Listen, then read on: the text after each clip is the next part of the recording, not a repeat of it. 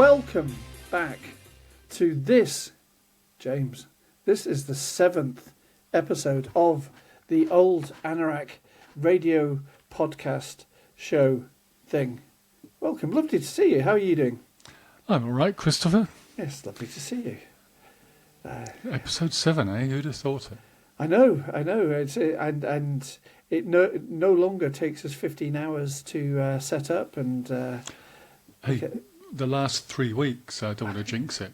Yeah, so me I'm either. desperately searching for some wood to just, exercise the superstition. Oh, hang on. CD rack, that would do.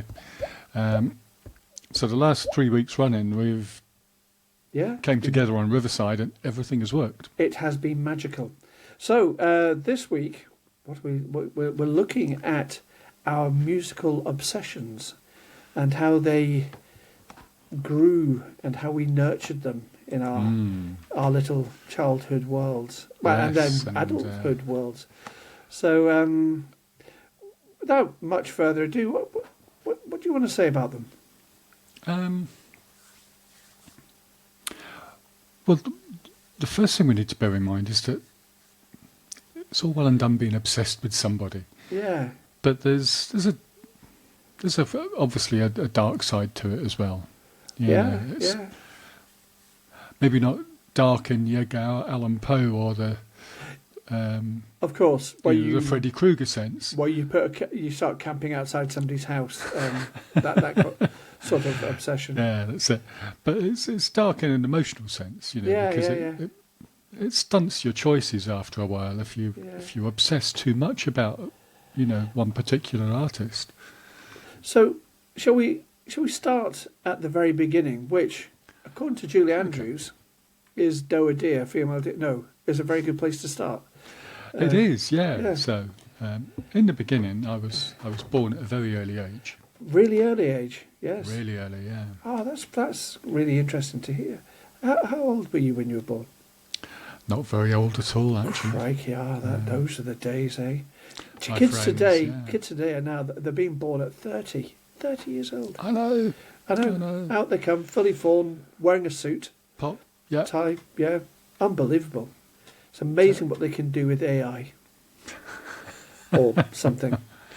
So, there you are, not very old. Yeah, so there I am. Excuse me. One of the stories my mum tells, or used to tell when she was alive, because my first obsession was Elvis. Yeah, and I was Elvis mad as a kid. Oh, when I met you, it was quite clear. It kind of came out of your pores, really. Yeah. So. Yeah, it was a little bit much. Yeah.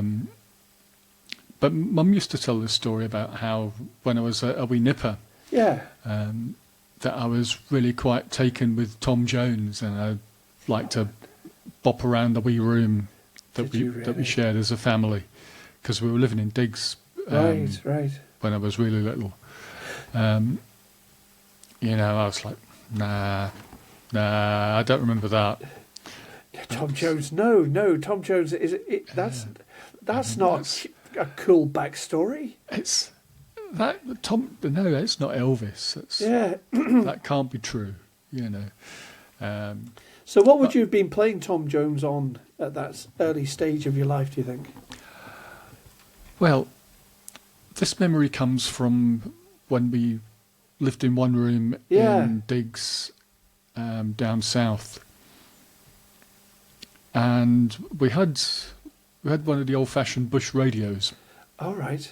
I remember with the big fat dial on one side, on the right-hand side. Yeah. On the other side, you had a few, maybe half a dozen white little star shapes. Yes.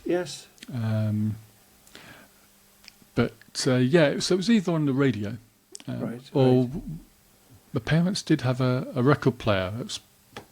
I imagine it was probably a Dansette or a Dansette knockoff, because that's what I remember it looking like. Okay. And So for the uninitiated, what would that look like? This was just a straightforward one... Basically a box where the lid could either lift up or, if I remember correctly, it could be taken completely off. Oh, wow, right. but you had your central spindle. Yeah. Sorry, I thought you were getting a bit personal there, but that's great. That's great. You'll know it when I am. Yeah. So you had your central spindle, which your record sat on. Okay. And you could. The thing is, you could queue up multiple records on these things. Oh, right. So when one had finished playing and the arm got to the centre, yes, that would force a little bit in on the spindle, and the next record would pop down. Would fall down. It wasn't really good for your records. You could stack 8 on top of each other. I seem to remember. I couldn't remember how many, but you're probably right. Gosh. But the ones on the top ended up sliding a bit. Yeah, which is not good for either the top one or the bottom one. Yeah. It would be useful if you were having a party or something. I love that image. But among the records I remember was definitely more than one Tom Jones. It was more than one Jim Reeves as well. Jim Reeves. And you know what? I remember 3 particular artists. The other one is the Seekers. Right. Or the New Seekers. Maybe. Oh yeah, that became kind of complicated, didn't it? I think it was when Judith Durham left. I'm not sure, because she was the lead singer. She was the linchpin, really, wasn't she? Yeah. And apart from that, the only other album that I definitely remember was the soundtrack to The Sound of Music. Oh, bless you. I love the soundtrack to The Sound of Music. But I can't recall any Elvis albums. So my Elvis obsession, if you like, must have been born purely from radio play. Good Lord. Back in those days. So they were deliberately stifling you, these evil parents of yours. That's right, yeah. They weren't nourishing your Elvis, your need for Elvis. That's it, yeah. So Tom Jones, any particular tracks that were... The one that always comes to mind is The Green, Green Grass of Home. The old hometown looks the same as you step down from the train. And there meet me is my... I'll stop now. Yeah. It's a great... You should have told me we were doing a karaoke special. Yeah, karaoke. I love that song. It's just... it takes you so many places, doesn't it? It takes you right back home.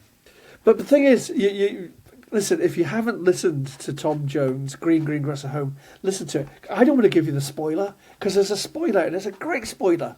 And it's fantastic. And just listen to it. Absolutely. Yeah. I mean, when I got older and actually listened to the lyrics properly and took them in. Yeah. And this is where I'm going to actually just spoil it anyway. I mean, it was heart-wrenching rather than nourishing, as it had been as a nipper. Yeah. Because as a wee boy, he's going back to see his mum. That's right. You know, that's right. What is there not to like? What could be better? You know, yeah. What is there for a wee boy not to like about that song? And then you grow up and you get older and you discover that he's actually about to just get his neck stretched because he's going to be hung, and this is just like his last sort of fantasy, if you like, before he swings. Yeah. So it's an utterly dark song. So yeah, there's the spoiler. Yeah, but I mean, it has such a lightness to it. It does. Until you pay attention. And it's so vivid. It's such a vivid song for me. I can see the old oak tree. And I can see Mary and Mum and Dad and, you know... And here comes Mary, yeah. I mean, the station for me in my head, it has always been a steam train. Right, of course. Yeah. And that was... And then he just pulled it away. Maybe it's like having the carpet sort of whisked away from underneath you. Sort of, yeah. Although, I was well into my teens or my 20s, early 20s, when I actually sat and listened to it properly one day, rather than just enjoying the nostalgia of it. Ah, man, that's hard. And then that boyhood nostalgia just kind of stopped, and it's right. Bloody hell. So when your mum... I had to listen to it again. And again. So your mum... So you've grown up and you're thinking, right, Elvis was my guy. So I was born, bred Elvis. And then your mum goes, well, actually, Tom Jones. And you go, oh, Mum, sorry, what? No, I'm an Elvis aficionado, thanks. Not a Tom Jones groupie. Was that a bit of a hard one to take? It was in some ways, but then again, even harder than taking it was trying to argue against it. Yes, you can't. She's got the adult memory, and you've got this formative one. Yeah, this kind of fantasy. And that formative memory of any Tom Jones affections would have been swamped by the Elvis obsession, like everything else. So for you, so Tom Jones, gone. Elvis, what happened with Elvis? When did he sort of come into your life? Do you remember? Was it a bang and a flash? And it was kind of. I remember him as just something that had always been there. Yeah. Which kind of makes sense, because he would have completely. He would have burst onto the scene several years before I was born. Yeah. So, with the radio in the room, or in the house when we eventually got our own house as a family. Yeah. If you got the radio on, the chances are Elvis will get played at some point during the day. He was prolific, wasn't he? So there would have been, plenty to choose from. Yeah. Bearing in mind that by the time you get to the mid-60s, late 60s, most of the DJs, if they're young enough, will have grown up and been influenced by him anyway. Of course. They would have been part of the first rock and roll generation. Were you lured in by the films? They would have a leaning towards playing his music anyway. Were you lured in by the films at the time? Not when I was a wee nipper. Okay. Because it wasn't until 1970 that we got our first television. I think we were the same. We got rid of our coal fire at the same time. We're still at a coal fire when we've got the first television. Right. But a couple of years later, the council decided to upgrade the housing stock on that estate. Okay. So we moved elsewhere for a few months, then came back, and it was like, oh my God, inside toilets. It's central wild. Heating. Central heating. We used to sit next to the fire, waiting for the central heating to automatically come on and go, wow, look at that, it's magic. It comes on itself. Easily pleased back then. We certainly were. We made our own fun and so on. It was a pre-digital age, so which means you had more choices than just two. Yes. So you lured in. I made every effort to restrict my musical ones to one.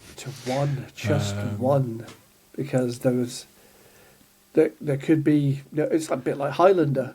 Yeah, there can be only one. So, crikey! I'm trying to think about my own musical obsessions. It was more genres, so it was cool or not cool. And you're going down the same avenue, but I'm thinking my cool or not cool was as young people, that awful concept of cool will always come into it as a young person. Yeah. So mine was, when I think your cool not cool really starts to happen when you're in secondary school, I think, and your friends are beginning to say, "Do you like?" and it's like being tested, and you think, "No, I hate ABBA," and And anybody wearing tartan trousers, I can't be doing with that either. So, what are they called? The Bay City Rollers. Bay City Rollers, yeah. So it was uncool to like these bands, although looking back, I remember... The Bay City Rollers were definitely a girls' band. That's right, yeah. I guess it's probably like the English equivalent of the Osmonds. Sure, very much so. And they sang Shang-a-Lang and they ran with the gang singing boo up, shoo up, do, bee, boo, whatever they did. Yeah. Well, now we're getting into your obsessions. Yes. Well, it's kind of a reverse obsession, because what happens is, you listen to these other bits of music and they stick. I know a lot of ABBA music, but I would never say to my friends, "Yeah, ABBA are great. I love ABBA." Not back then. You wouldn't have done. Crikey, no. But it was so catchy. Like even the Bay City Rollers were catchy, and they a lot of their songs would stay with you all your life. Along with It's funny what you say about. You mentioned being more obsessed about genres, or what's cool and what's not cool. I mean, Elvis was the man, but he wasn't the only man. For me, it was permission to fall in love with the 50s in its entirety. Right, so that's beyond a genre, isn't it? That's a culture. I mean, I have a lot to be grateful to that obsession for. Yeah. Because that 50s obsession, which grew out of, that one person, that one personality. I mean, that gave me a foothold in so many things like country and blues and R&B and jazz and folk and probably a few things I can't remember right now. It wasn't British 50s, it was the American 50s, was it? Oh, yeah. I mean, as far as I was concerned as a kid, the British rock and roll equivalent was a piss-poor imitation. I wouldn't give it house room.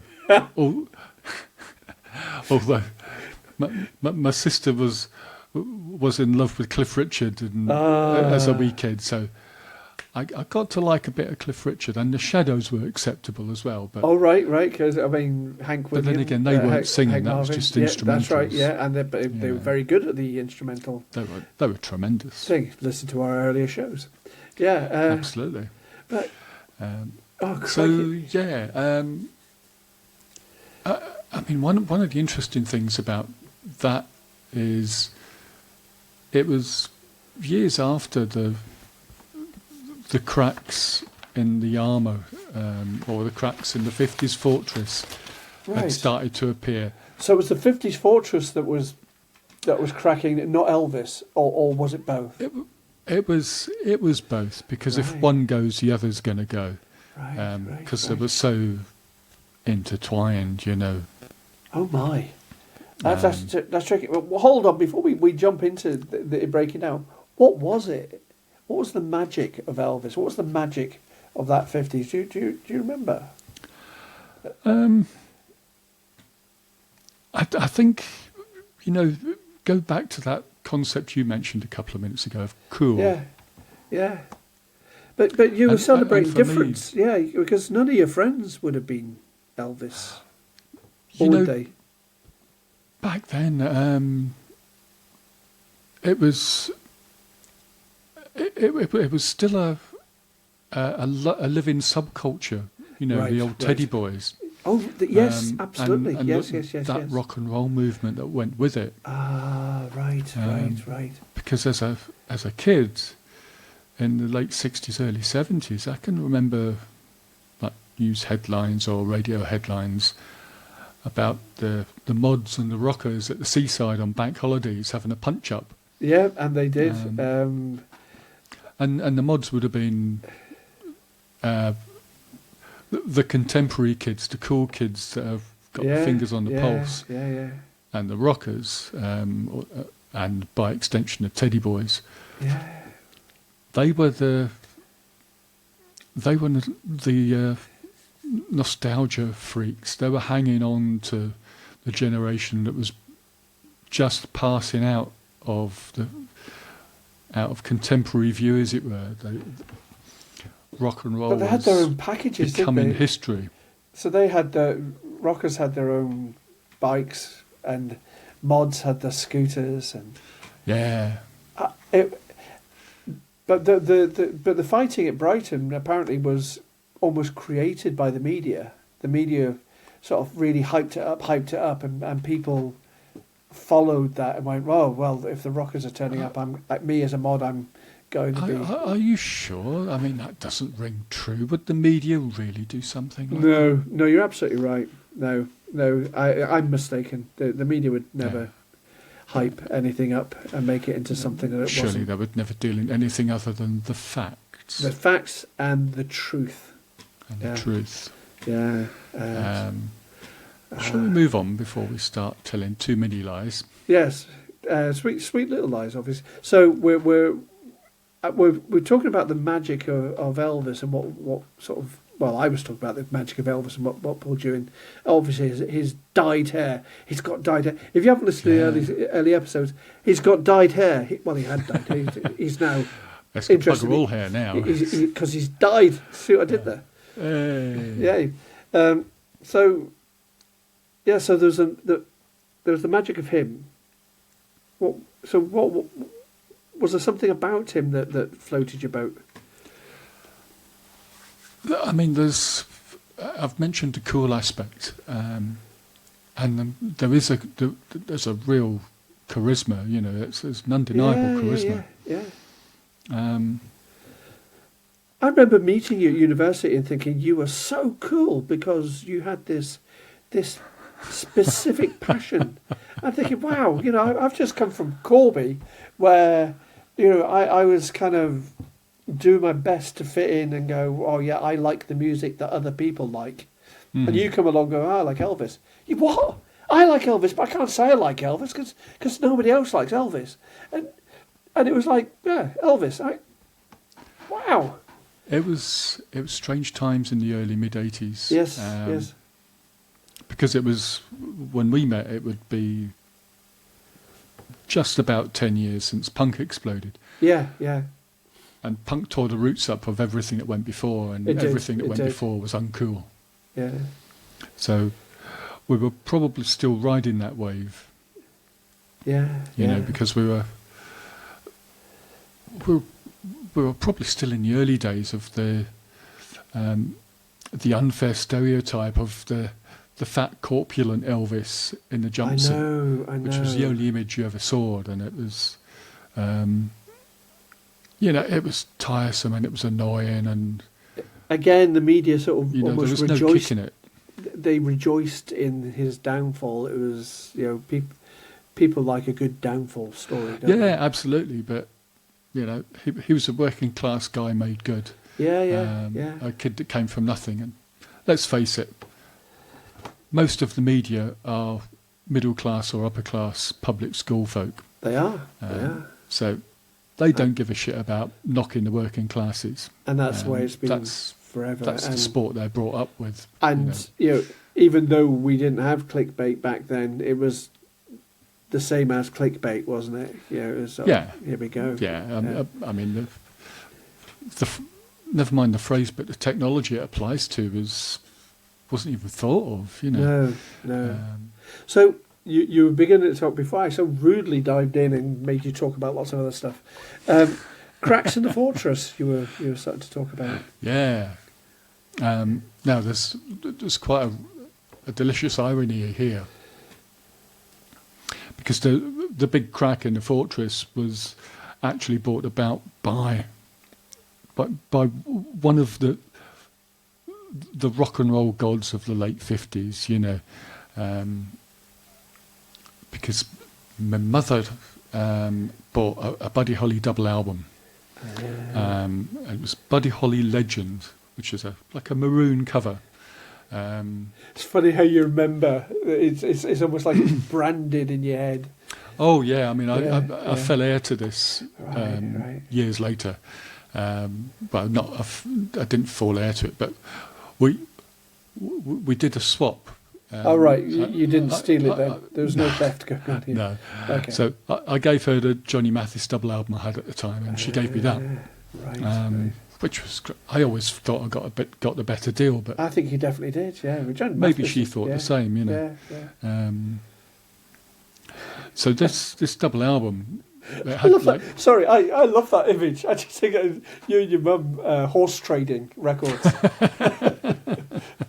You're meeting in a dark alley.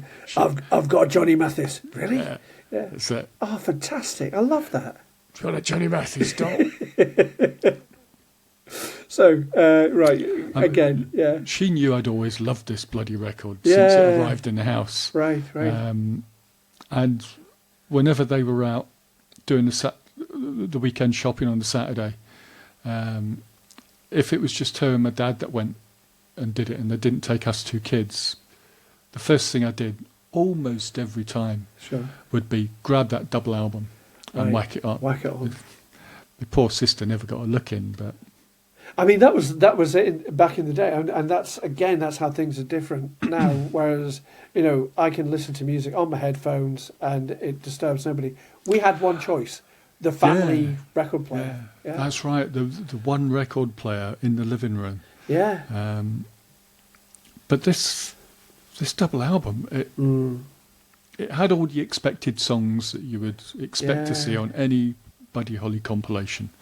It had your That'll Be the Day and your Peggy Sue and your Oh Boy.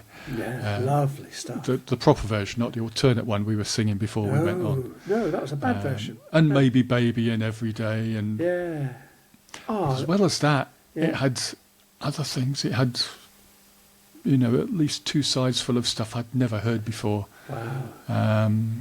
Things like Bo Diddley and Brown Eyed Handsome Man. And I can't remember the others. But Love is Strange, True Love Ways. I hadn't really been familiar with them. That's an absolute cracker, isn't it? So that was it. I became besotted with Buddy Holly. Right. But it got worse. I think this LP probably turned up in the house about 74, 75. Right. And 2 or 3 years later, I got myself an album called Buddy and Bob, Western and Bop. Ooh. And it was early pre-fame Buddy Holly. Oh, no. When he was playing as a duo with his pal Bob Montgomery. You've never spoken to me about this before. This is highly irregular. You probably would have heard it. It's not in the show notes or anything. Listen, you've blown the whole show apart. What is this? So there have to be some surprises. Yeah. So tell me about this. I will.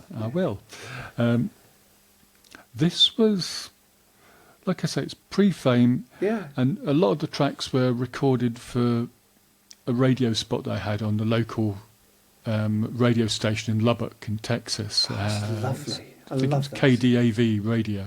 Right. And they would play gigs, I think it was at a local ice rink or roller skate rink. So these recordings were never meant to be commercially available. Sure. And if he'd never died when he did, they wouldn't have been. But these were the wildest things I'd ever heard at the time. Buddy Holly, the roller skate years. It was like, bloody hell, I got into that album before I got into Sun Rockabilly. Right. It just blew my mind. So I remember playing it one day, probably the school holidays, because... But what was it about it? Home. Was it the freshness? Was it the rawness? Was it... It was all of that. Yeah. All of the above. And more, because it was just two people. Buddy Holly, Bob Montgomery. Two guitars, or was it? And songs you've never heard of, right. As a if you're a casual fan of the Buddy Holly hits, as it were. Yeah. I mean, things like Queen of the Ballroom. Oh, that. And Down the Line, which was barely a minute or a minute and a half long, and it was just adrenaline fueled. Right, let's get this bloody song going. they were in and out. It takes a lot of courage to turn out a record that short. Like I say, they were never meant for commercial this is availability. I need to go and do some research. That sounds like a lovely thing. So right, this is all happening. This is all happening. So you've chucked Elvis. What have you done? you had Fortress Elvis, 1950s. That's the thing. Absolutely solid. I mean, there was one day I was playing this thing, and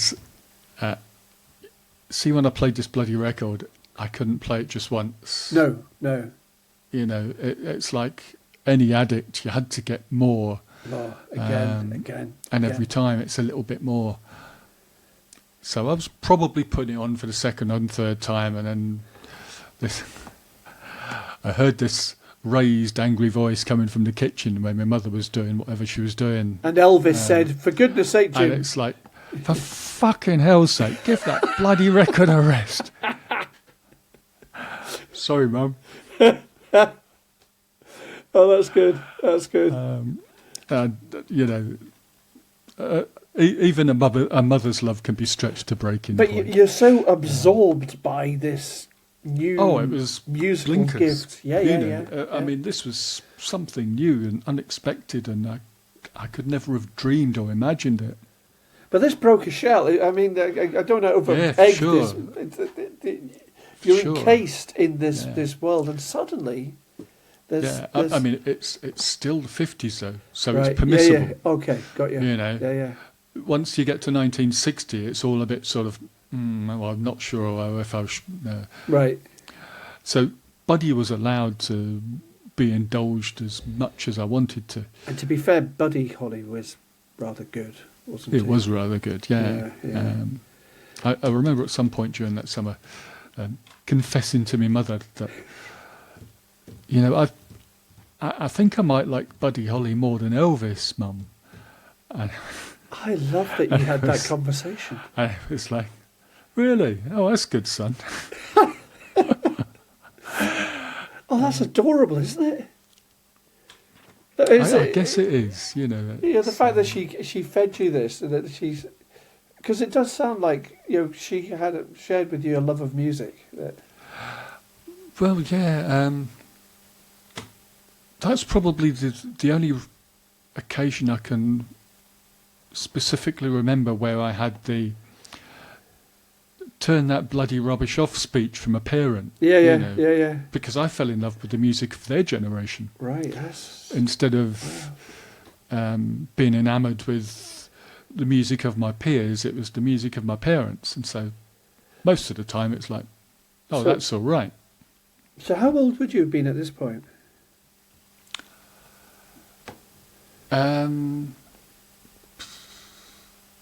Probably about 14, 15, maybe a little younger. So your peers would have been going punk. I would have to look up when that Buddy Holly album I was just talking about came out. But yeah, my peers are all like Sex Pistols or Genesis or prog rock. One kid I remember bringing to school, Earth, Wind and Fire. Earth, Wind and Fire, how exotic! Yeah, so there are all these weird and wonderful sounds, which were mostly built on the backs of the people I was listening to, but I couldn't make that leap to what followed. It was too different. I mean, also the culture was too different. Yeah, but there's another side to this. Sure. Because I started digging back, right, finding out where things came from. Okay. Rather than learning to appreciate what came after, what was built on top of it. I was going the other way, trying to find out what the foundations looked like. Right. Which is how I ended up liking jazz, So, okay. I went back through the 50s and ended up going into the 40s and a bit of the 30s. And that's how I came to like the Ink Spots and Louis Jordan and people like that. Because that's amazing. In my twisted imagination back then, if it preceded the 50s, it helped bring the 50s about. So it was okay. It was cool to like it because we couldn't have the music of the 50s without it. Anything subsequent that was quashing the 50s was... Anything subsequent to that was just... I was going to say the word impure, but it doesn't quite... Yeah. Doesn't quite feel fully accurate, but it'll do for now. Yeah, I've got you. So, you mentioned survivors from that. I mean, it sounds like an internal battle, a sort of almost like a war that was going on in It was very much an exercise in self-denial. Right. You know, because I'm denying myself the wonders of all this music that came after. Yeah. Because there's so much, isn't there? There's just...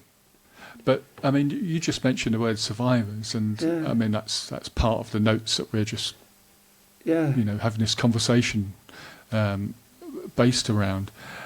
And the survivors comment is really a reference to doo-wop. Right.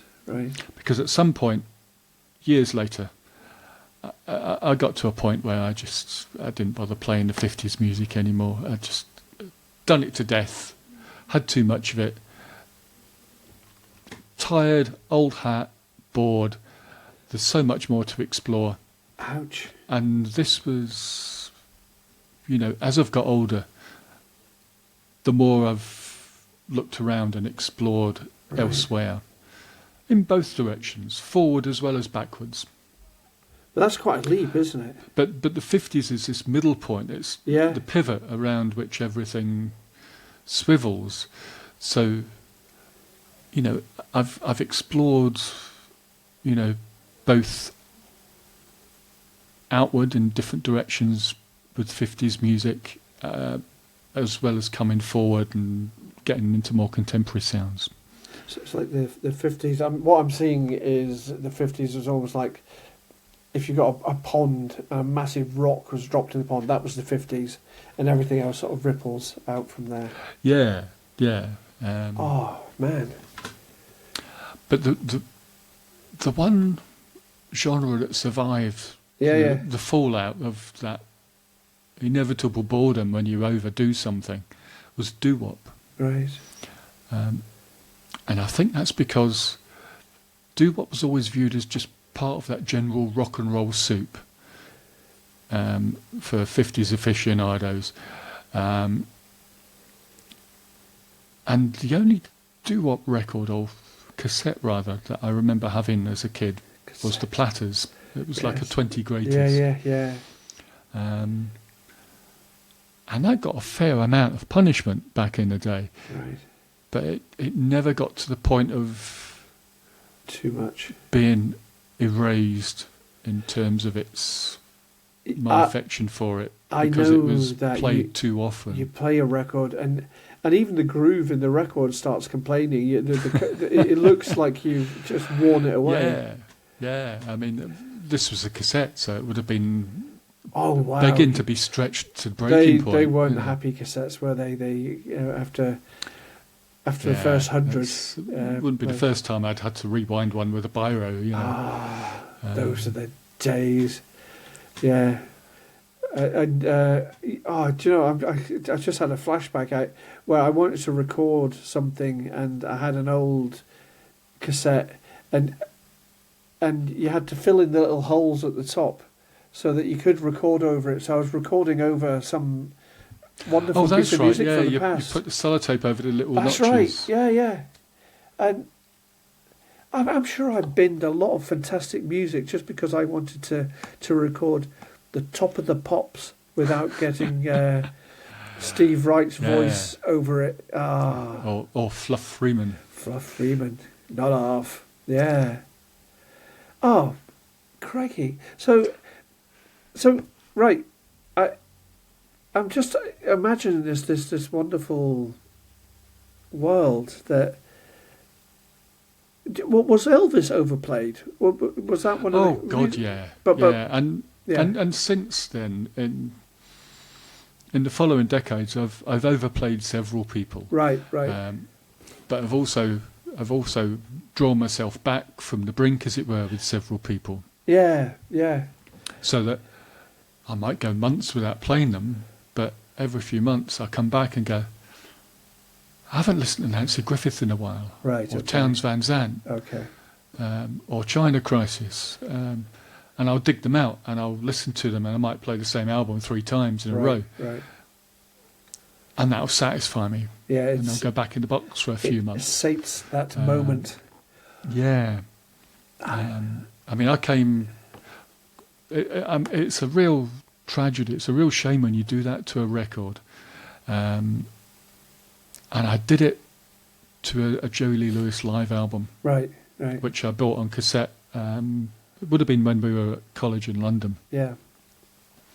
And this was Jerry Lee Lewis live at the Star Club, Hamburg, April 1964.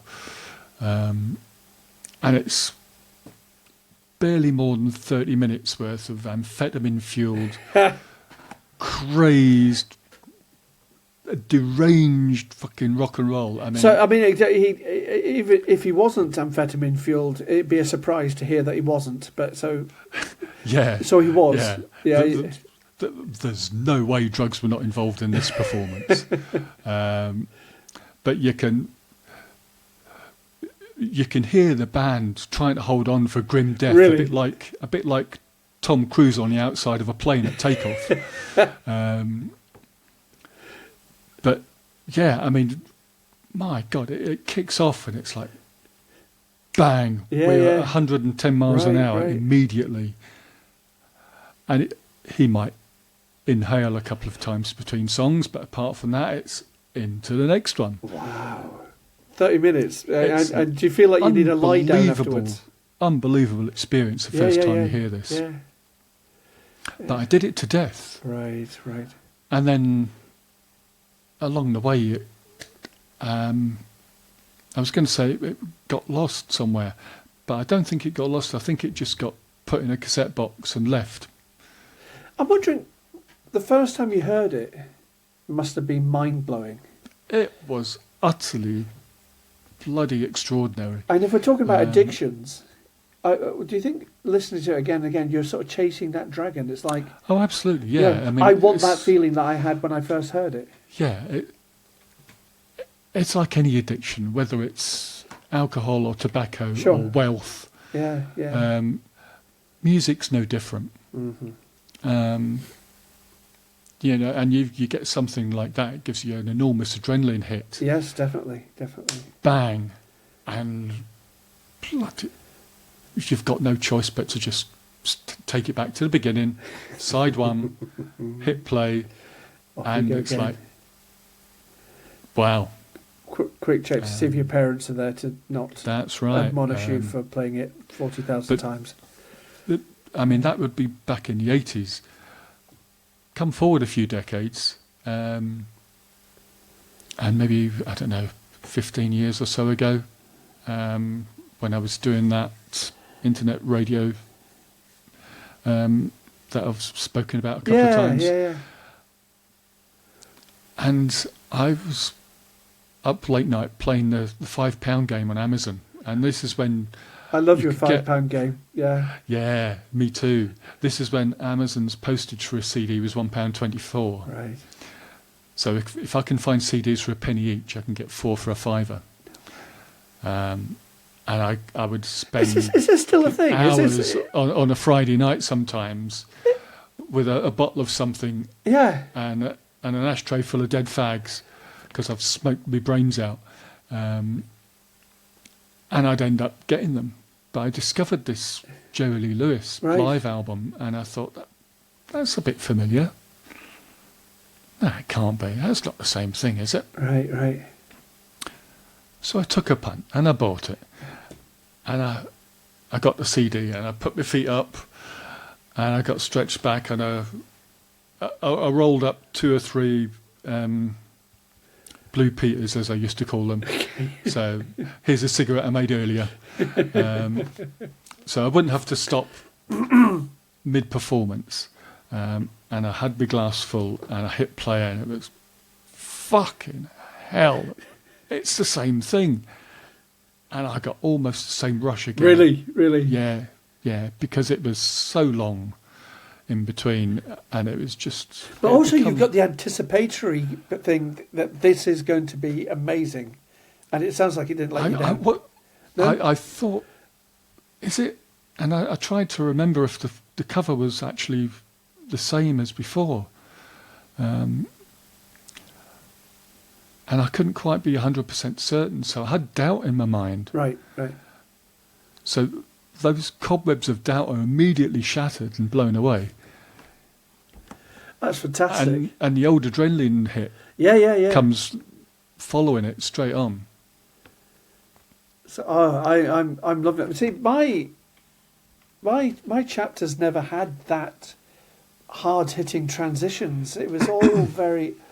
I mean, I loved meeting you, and it was like a release going, sorry, I can openly like these people. I can openly like this music. Yeah, it's like coming out. I go, yeah, I like almost everything. You know, I love 50s, 60s, 70s. I just think everything's great. And suddenly, you know, I didn't feel kind of tied in. So if anything, you were part of a movement that shifted my, I don't know, anal kind of desire to sort of fit in when people didn't care. I think that's where the obsession probably helped in some ways. Was it gave me the ability to go, I don't give a shit what you think. Yes. I know this is good stuff. Yeah. But I mean, we've not touched on really the dark side of things, you know, and that sounds quite a dramatic statement. But there is a darker side to any obsession. And in this case, when it comes to music, you know, as I've said a couple of times already, there was such a lot of music that I was denying myself because I was obsessively blinkered. Right. And I had this kind of mental wall at 1960. Right. And anything that reached beyond it was, well, dubious to begin with, if not outright shite. Modern shit. Modern shit, yeah. But that wall was always really leaky, because if you remember when you were growing up, because we're very similar ages. Yeah. Every summer through the 60s and the 70s, almost every year, you'd have 2 or 3 or a handful of really upbeat, sunny reggae hits that would just cheer everybody up. And they always got through. They always found a way through, and I loved them whenever they were on the radio. So that kind of broke that wall down. Because that's different. Reggae's very different. There was always cracks. It was never a secure fortress. Sure. Even before Buddy Holly kicked a few doors down. So that helped me actually appreciate more music than I actually gave myself credit for at the time. Right. You know, because if these occasional summer hits from thousands of miles away are making it through the radio and through my obsessive prejudices, then other things closer to home will do it as well, like Squeeze and early Dire Straits and what have you, and other things. I mean, Ian Dury was considered punk when he first arrived. I know, and it just wasn't really. But I mean, things like Reasons to Be Cheerful and Hit Me With Your Rhythm Stick. Yeah, not punk. Yeah, it was lyrical and poetic and intelligent and And not all punk was. Some of it was just crazy mad, racket. you know. Yeah. It was just a bloody noise. Yeah.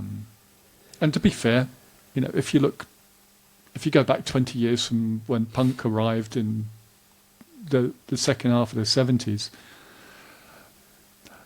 there'd be a lot of rock and roll you could classify in the same way, or rather, not rock and roll so much as its immediate predecessor, rockabilly. Yeah. Oh, rockabilly. Oh, I do like rockabilly. Rockabilly and punk. Yeah. I mean, the only thing that separates them is a stand-up bass in 20 years. Apart from the Brill Cream. Yeah, I think I might quote you on that. Should I be able to remember what you should say? But yeah, there's something fiery about rockabilly and. And the same with punk. I mean, it's just it's a do-it-yourself homemade energy. Yeah. But there was a sophistication about reggae, wasn't there? Yeah, there was, and it's, you know, what gave it that exotic feel was, I think, playing on the offbeat. Yes, because the rhythms, it's out of kilter to what you're used to. That's right. We weren't used to that. It was so different. I loved it. Yeah, and because we had some reggae bands growing up, it felt near us. Corby was nowhere near anywhere, but in Birmingham, Coventry, those areas, it felt like there was a growth of. Yeah. You had quite a few reggae bands in the 70s. I was going to say locally, but British-based English reggae bands like Asbad and. I'm really struggling to think of any more now. Yeah. We'll fast forward this bit. Yeah. But but I mean, the 70s, of course, gave us UB40, and whatever you think of them, they at least helped to popularise that style of music. Lovely stuff. I mean, it was, and you're right. Whatever you think of them, I can't like them because people who didn't like edgy punk, weird, new wave music liked it, and I didn't want to be like other people because I was an edgy outside person. Well, the weird thing, or the strange thing about reggae and punk is that they got on really well together because both subcultures were outsiders. And you can hear reggae in punk anyway. You've just got to listen to a Clash album. Yes. And then you mentioned new wave. You've just got to listen to the Police. And then obvious examples, and there will be other examples as well. I mean, we were sold the Stranglers were sold as punk, and you listen back to it and think that's really well crafted music. And they were gifted musicians. Yes, very much so. I think they came out of the pub rock scene. Their original name was the Guildford Stranglers. Which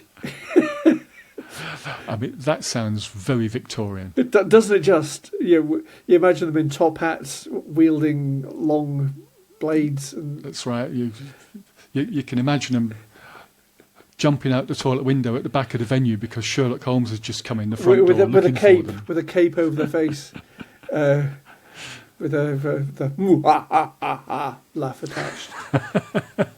Wild, really strange stuff.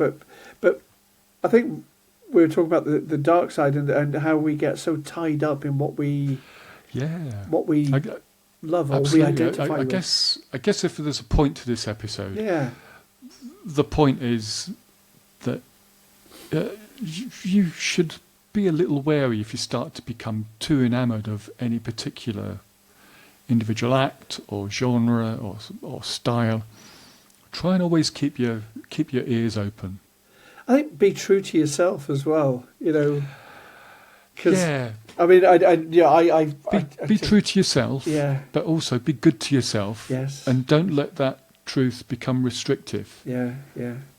Make sure it doesn't try to close your ears off to other things.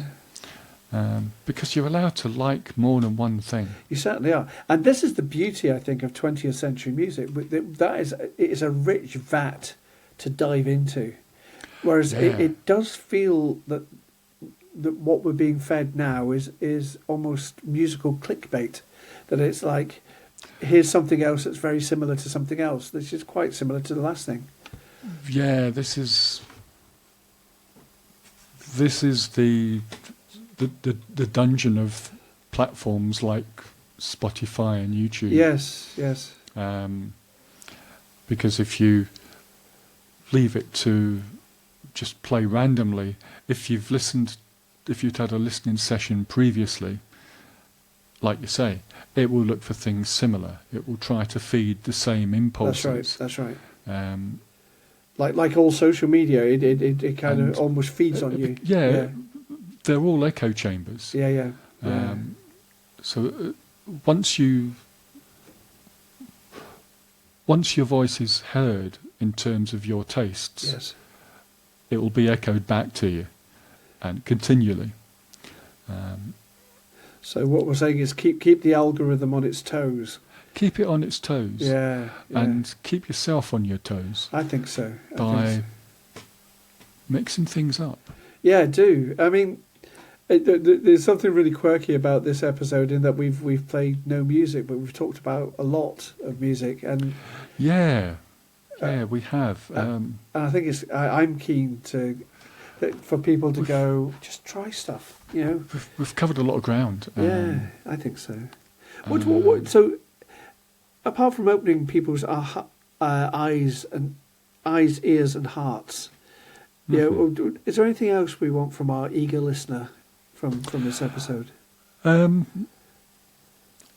Just, I guess that's the key point. Yeah. You know, and when I speak about keeping your ears open, I'm talking about not just across genres, but across cultures and languages. Absolutely. Oh gosh, languages, yes. Because you don't have to understand a language to get that this is a sad song. You know. Yeah. Whether you understand what someone's singing or not, there's an emotionality to it. Yeah. You know. So explore different languages. Explore different cultures. Try and see how many different continents or countries you can get within your sphere of musical experience. I guess if nothing else, we do have access to the world now. Yeah, absolutely. You can stream anything you like. Yeah. From any culture. And YouTube is brilliant for that. That you can just. It is, yeah.